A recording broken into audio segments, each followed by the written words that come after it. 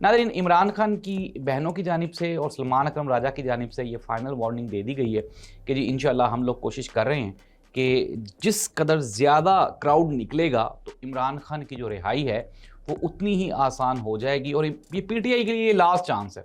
इसके बाद पाकिस्तान तरीके इंसाफ के लिए इससे बेहतर हालात नहीं हो सकते। अगर आप बात करें मुल्क की मौजूदा जो मुआशी सूरत हाल है इंतहाई गंभीर हो चुकी है।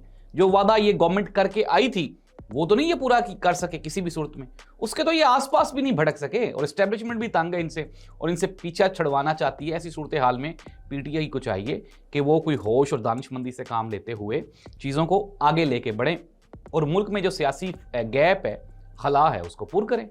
ये एक आसान चीज़ है। नाज़रीन, पेट्रोल वाला जो असल कहानी थी वो मैंने आपको सुना दी।